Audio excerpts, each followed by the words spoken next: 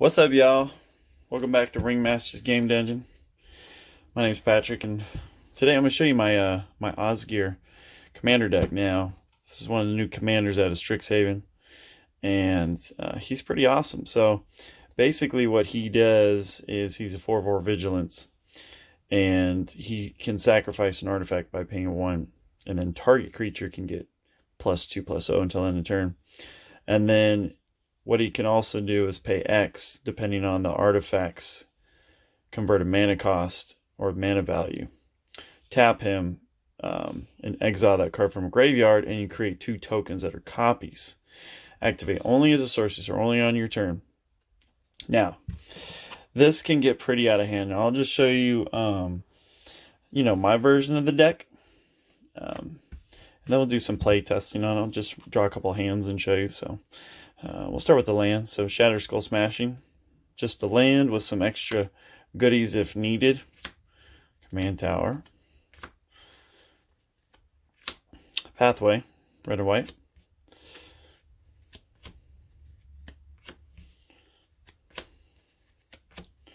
Just a bunch of mountains and plains here.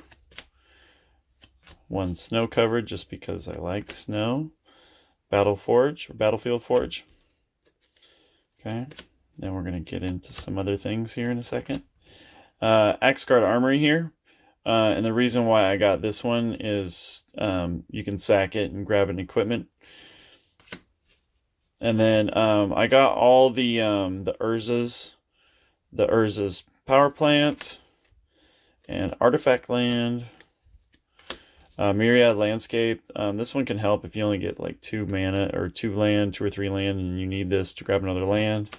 Can help you ramp up a little bit. Ancient Den, help you get some artifacts.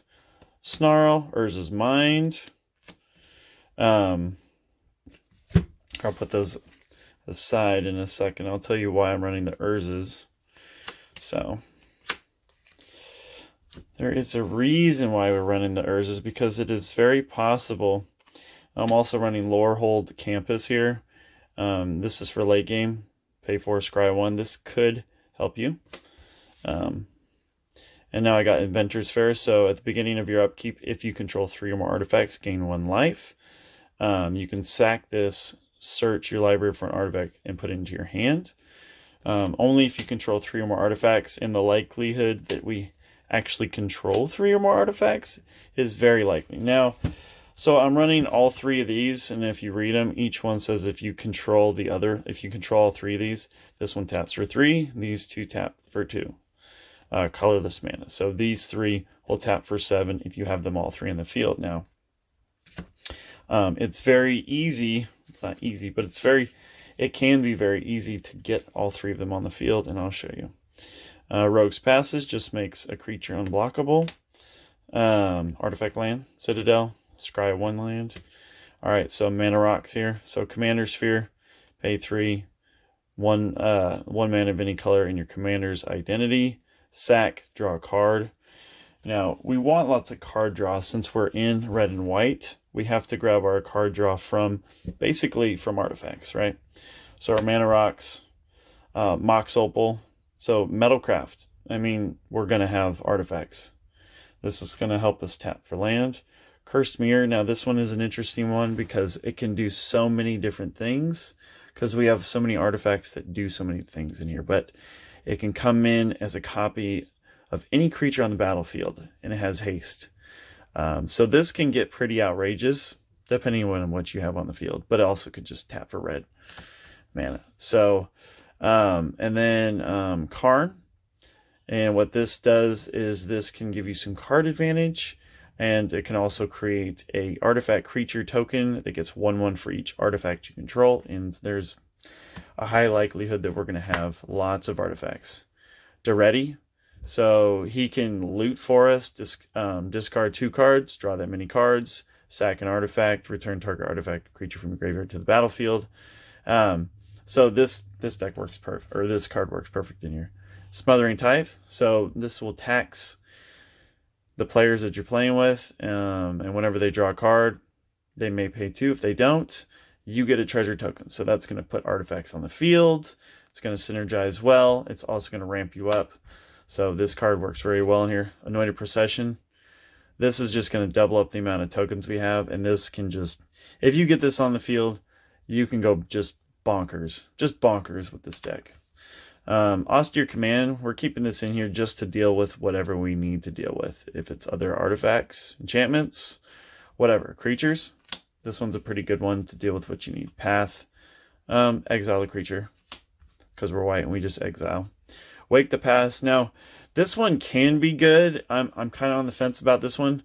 I might replace this with something else, maybe like Aetherflux Reservoir for win condition, because we bring things back from the graveyard fairly well just with everything else in the deck. So this one, it can be a nasty card. If they get rid of all your artifacts, you can play this, boom, everything's back. So this does have a place in here. It's just very conditional. Swords, exile a creature. Thrill, this is for looting. You want to put some artifacts in your graveyard, draw some cards. You can get them back with Osgir or some of the other creatures and stuff in the deck. Tefari's Protection. So this basically is like an oh shit card. Like, oh shit, I need to survive. I need to save everything. Tefari's Protection. Phases out all your permanents and you can't lose life. So that card is amazing. Refurbish. This card is amazing too, because if you play something like, where was it? Thrill of Possibility, right? So you play Thrill of Possibility. Let's say you put like a, I don't know, like a Wormcoil Engine or something big in your graveyard. You know, you could just be like, boom. Or like a Dark Steel Forge. Refurbish. Artifact card from the graveyard to the battlefield. Boom. So Refurbish works amazing in this deck. Tibalt's Trickery. Now this is for control. Just to control the field. Now there's another way we can pull this out of the deck. I'll show you later. Trash for Treasure. So this is kind of like Refurbish. Sack an artifact. Return artifact card from your graveyard to the battlefield. So this is amazing. Tormenting. More looting. Boros Charm. Now what this will do is it can do several things. We can take out a Planeswalker. We can give all our permanents indestructible. We can give somebody double strike. So this is very useful in different situations. So creatures. So Bronze Guardian. This will give all the other artifacts we control Ward 2. So, you know, it'll tax them to target our stuff, which is nice. Plus, it has double strike, and his power is equal to the number of artifacts we control. So, I mean, it's very likely we'll have 8 to 10 artifacts on the field easily. So this guy can get out of control. Pretty amazing. Wormcoil Engine. So this works pretty well. You know, get him on the field. You know, you can sack him, create 2 tokens, and then we can bring him back with Osgir, and then there's 2 Wormcoils, and then, you know, we have 2 Wormcoils plus the other 2 tokens. If Anointed Procession's on the field, there'll be 4 Wormcoil Engines. It could just, this guy can get out of hand with this deck. And then Junk Diver. When he dies, return another target artifact card from your graveyard to your hand. So for looting, we're putting big things in here or anything in there. We have him on the field. You know, we can sack him. With Osgir, we can sack him with some of the other sack outlets that we have in here. I'll show you. Dockside Extortionist. So depending on our opponent's artifacts and enchantments, he can come in and just literally ramp the hell out of us. So if everybody's playing all their 1, 2, 3 mana rocks, you know, low costing enchantments, he comes in and he could just boom, and you have a ton of mana. This guy's amazing.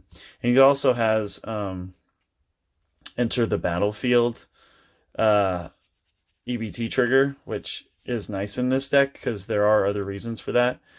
And when he Mirror Battlesphere, so when he enters the battlefield, 4 mirror tokens, and then when he attacks, any tap X untapped mirrors you control, Mirror Battlesphere gets X plus O until end of turn and deals X damage to player or planeswalker it's attacking. So this can get super out of control with Anointed Procession. If you got, there's just some crazy things you can do with this. And then Foundry Inspector just makes all of our artifacts cost 1 less. So obviously synergize as well. Triplicate Titan. So this is another one where refurbish. If we're looting, put him in the graveyard. You know, bring him back for 4. I mean, that's ridiculous. And then we can sack him 3 tokens, bring him back, and yeah, it just gets ridiculous. Goblin Engineer. This card is amazing in here. So when it enters the battlefield, search your library for an artifact card. Put it into your graveyard. So this is a form of looting. Then we can sack something that's on the field and bring back something that's 3 or less, an artifact, from the graveyard to the battlefield. So this guy can go get things, put them in the graveyard, bring them back. He's great. Audacious Reshapers. I love this card. This card is awesome. So if you can get him out there and get him sacking things, it's random what you can pull, but you can pull some beefy things, and it's another sack ally. So it's not just Osgir that's sacking. It's this guy too. So he can help sack. Goblin Engineer can help sack, which is great because we have things that do want to go to the battlefield that trigger from going to the battlefield. So this is amazing. Hellkite Tyrant. I mean, it's pretty self-explanatory. You deal damage to a player, you take all of his artifacts. It's awesome. And if you have 20 or more, you win the game. I've never won a game with that, but still. So Meteor Golem, this card fits in here very well. It can get really out of hand if you have the right combination of cards out here. So when he enters battlefield, destroy target non-land permanent and opponent controls. So like if you notice, I have quite a few enter the battlefield cards. And that's another one that's really good. So this is just another, you know, when he dies or another artifact creature dies, you can bring back a card from the graveyard to your hand. So this card's pretty good. This may or may not make the cut in the future because I already have so much recursion. I might put something else in here like Pull from Eternity. Yeah, so this card may or may not make the cut because I have some other things that do the same thing. So Scarecrow, this card is pretty awesome because we want card draw because we can go through our hand really quickly. This is a very easy deck to just lay our hand out, and this will help get some card recursion. We can also bring target artifact creature from the graveyard to the battlefield. So this is another card that helps with looting. It helps with card draw. Very good card in this deck. Stoneforge Mystic. When he enters the battlefield, search the library for equipment, put it into your hand. And then you can cheat the equipment from your hand to the battlefield. So this card is amazing. It's a 2-drop. Only 1 power cost. Works with our Imperial Recruiter, which most of our cards are low mana cost. So this card is perfect in here. Blightsteel Colossus. Now, if this is one of those cards where it can really take over the game quickly. So, so the thing about him is if he were to be put in the graveyard from anywhere, reveal Blightsteel Colossus and shuffle it into your owner's library. So you can't get him in the graveyard. So he doesn't work with a lot of things, but what he does work with is Audacious Reshapers. So if you sack an artifact and reveal cards from the top of your library until you reveal an artifact, put the card on the battlefield. If you just so happen to grab a Blightsteel Colossus, well, that is, that is a win right there. So, and we ramp pretty hard, so the chances, and we also reduce the cost of artifacts, so the chances of getting him on the field are fairly doable. So I went with Low Shield.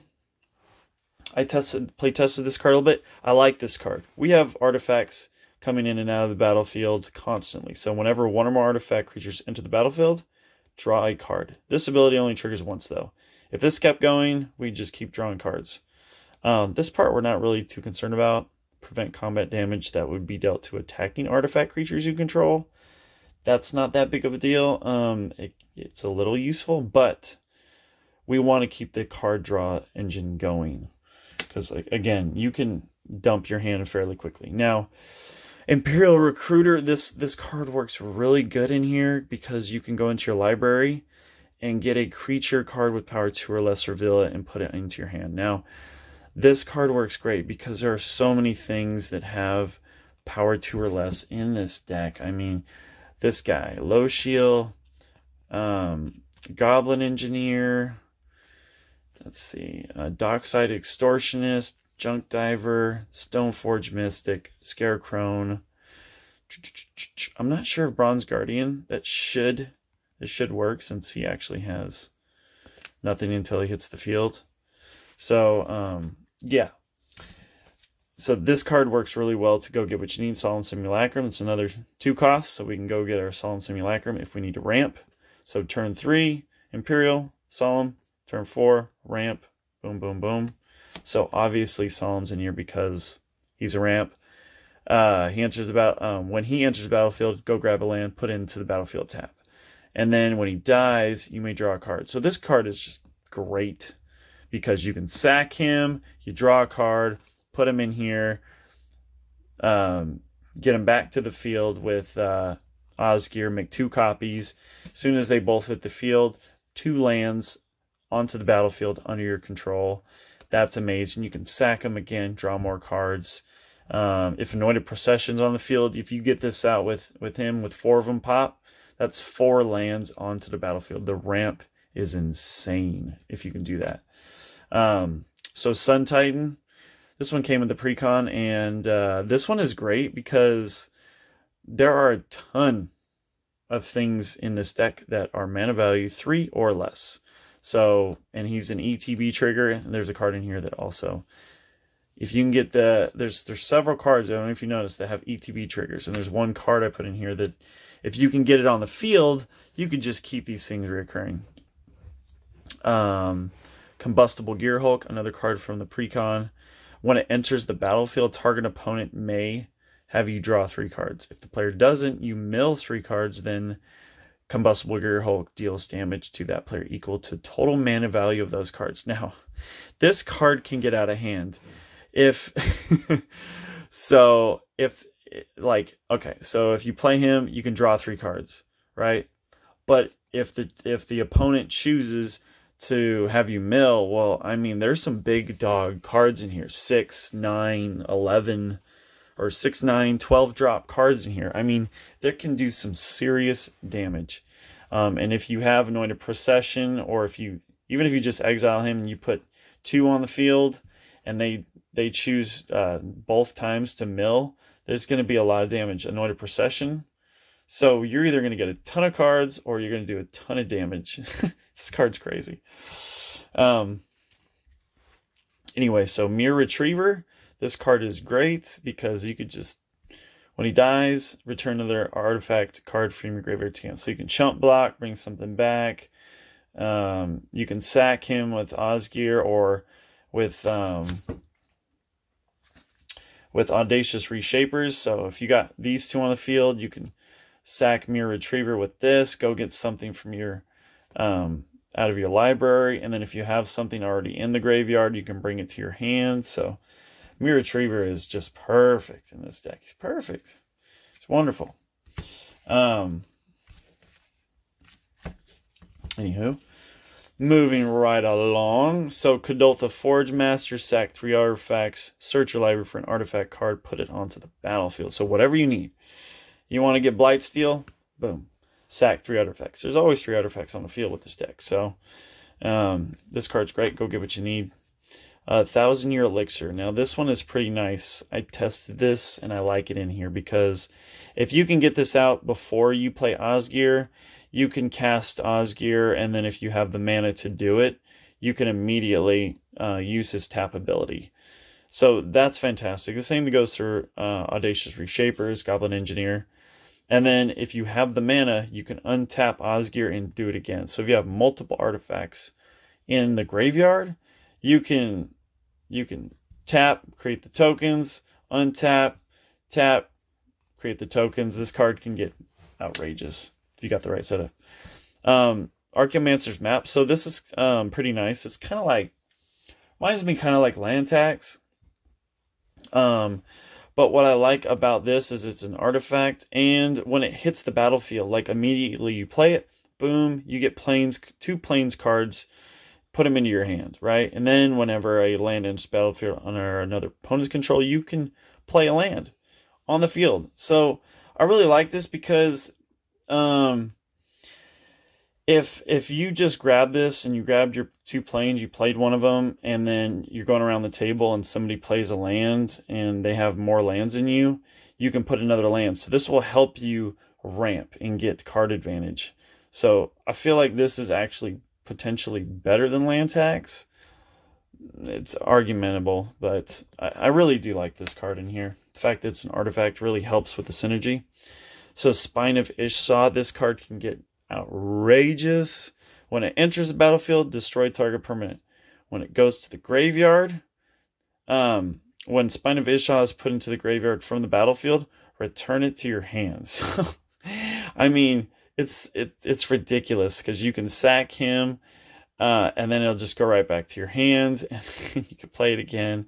It's just like never ending with this card. So, yeah, that one's pretty sweet.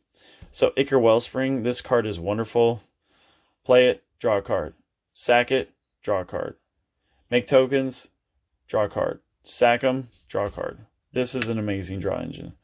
Mystic Forge, I like this card. So when you have this out, you can look at the top card of your library anytime you want, and you can cast it if it's an artifact or a colorless non-land card. So that's pretty cool because it could be an artifact, it could be Karn. And then you can pay 1 life, exile the top card of your library. So this is nice because if you're really fishing for something, you're really in a bind, you can pay the 1 life and exile the top card and then look at the top card until you get what you need. So this card is really useful in the deck.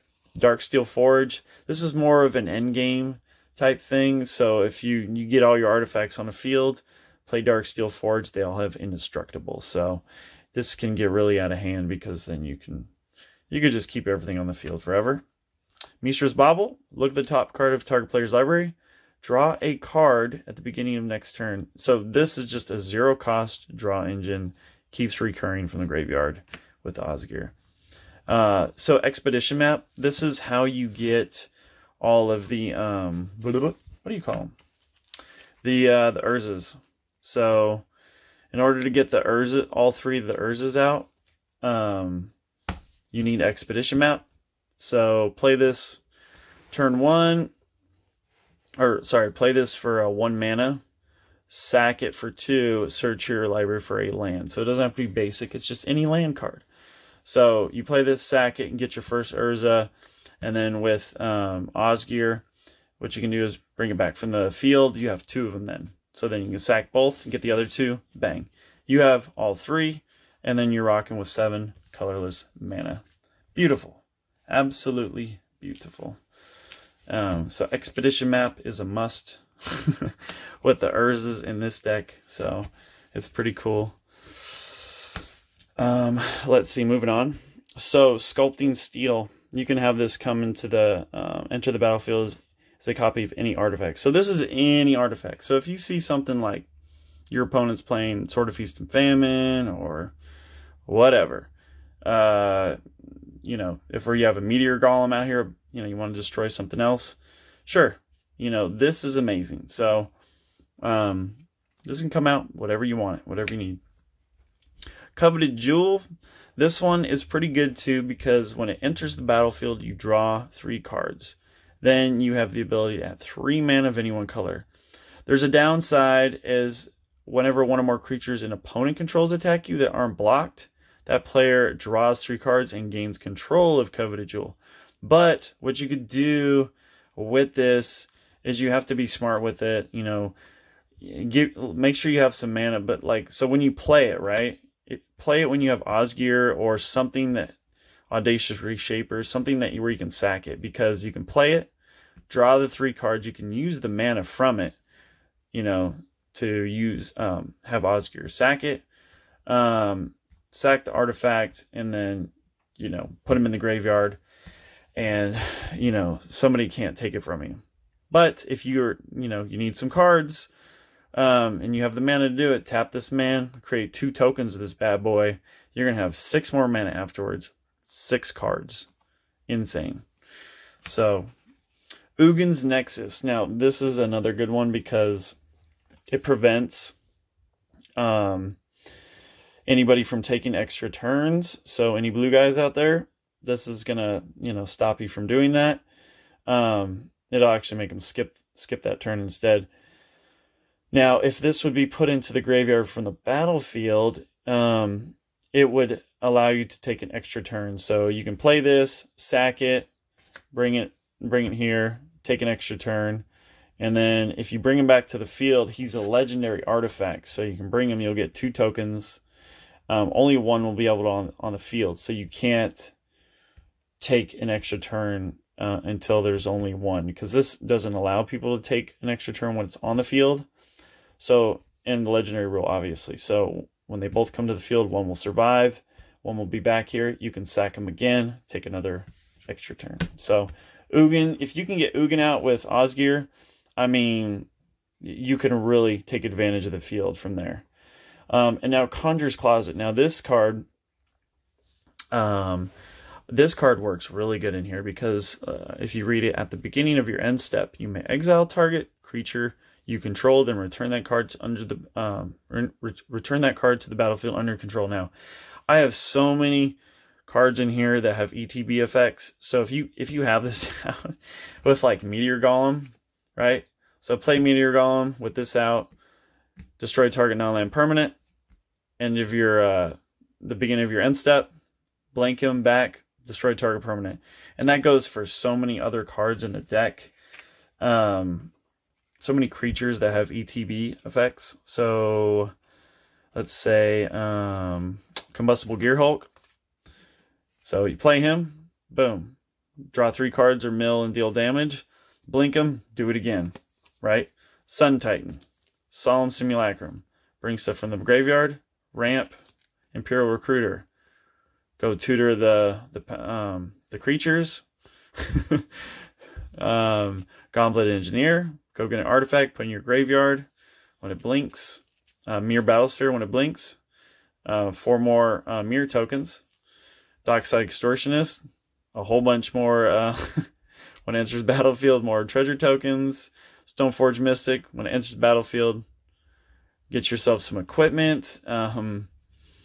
Yeah, I think that's it. So there's several cards that can take advantage of Conjurer's Closet. This is a sleeper card. Trust me, if you get this on the field, if you get the chance to sack and get 2 of them, you could just blink multiple things. It's just, yeah, it can get outrageous. So, Hedron Archive, it's just a ramp spell with card draw. Sunforger. Now, this is pretty awesome in this deck because we don't really care too much about the 4+0, but what we care about is what you can do is pay 2 and search your library, unattach this. So you have to have it equipped to unattach, and then search your library for a red or white instant card with converted mana cost 4 or less. Cast it without paying its mana cost. So this is really good. So if somebody plays something, you're like, oh no, or you need to get rid of something, if you have this equipped, you can unattach it, go tutor for like a Tybalt's Trickery or Teferi's Protection, Path to Exile, Boros Charm, and play it for free. So this is a on-the-spot tutor, bang, take care of some things. So Sunforger, really good in this deck. Not basically for the 4-0, but for the, oh shit, I need to take care of something. Now, I got 2 swords in this deck. And the reason why I have these swords is, okay, so Sword of Fire and Ice, it's non-legendary. So you can make copies of them, right? And if you have Anointed Procession, you can make 4 copies of them fairly easily. And they give you protection, but they also allow you to deal damage to any target, including your own target. So if you want to destroy, put a Mirror Retriever in your graveyard, bring something back, or you want to draw a card. So this is a card draw engine, plus it just helps with some utility. It could also get out of hand and kill somebody. And then the Sword of Light and Shadow, the reason why I like this is its protection from white and black. So if you got this on your Osgir, having protection from black and white is very good. And then the ability to return creature cards from your graveyard to your hand, it just goes along with the reincursion. But that's any creature. It's not artifact creatures. So, you know, if somebody snatches up our dockside, we can get it back. If somebody snatches up our Goblin Engineer, it's back. Audacious Reshapers, Sun Titan, Low Seal, Imperial Recruiter. It will bring those things back. It will also give us some life gain. So I plan on putting Aetherflux Reservoir in this deck to test it out. This would synergize well with the life gain. So those two are in there for that reason. And then Lightning Greaves, Swiftfoot Boots, Haste, Protection, Shroud, Hexproof. They're in every deck, right? So Mind Stone, a cheap mana rock with sacrifice, draw a card. Soul Ring, it's Soul Ring. Lotus Bloom, suspend for 0. Sack it, add 3 mana of any one color. This is pretty sweet because you can get this sack it for nothing, and you can bring it back for nothing, and you can have 2 Lotus Blooms. This is great in here. Arcane Signet. So, anywho, that is the deck list. So what I'll do now is we're going to shuffle this up. And I will, we'll just draw a couple hands, and I'll show you guys just kind of how the deck runs. It works very well from the playtest that I have done with it. Played with a few friends, and it definitely works pretty well. Now, I don't have like some of the super competitive cards in here. You could run things like Mana Crypt, Mana Vault, you know, things like that. If you wanted to run those really expensive mana rocks, they would work well in here. So that's up to you guys. I don't know what your play group's like, if they, you know, super competitive or whatever. So I have those cards. I just don't run them in the deck because I feel like they're just extremely strong cards that can really... what's the other one? The Lotus from Commander Legends. It's another one you could run, but I don't know. Those cards just seem extremely strong. Very, very pricey cards. So I like to play like semi-competitive. Not really into... what do you call it? The infinite combos. So we're going to go ahead and just, what we'll do is we will just draw 7 cards. 4, 5, 6, 7. Get a hand going. Let's see what we got here. Okay, so this is our hand off the jump. 2 mountains, Smothering Tithe, Sun Titan. Okay, so what we'll do is we'll put Osgir over here. Put this right here. Okay. So let's say we go first, right? Play this. All right. First, tap, untap. Arcane Signet was our card off the draw. Turn 2. Play the Signet, right? So untap next turn. All right, we got Swiftfoot Boots. So now we're sitting at 4 mana. So now we could play Osgir if we want to. We got Smothering Tithe. I suggest we play Smothering Tithe. So now Smothering Tithe's on the field.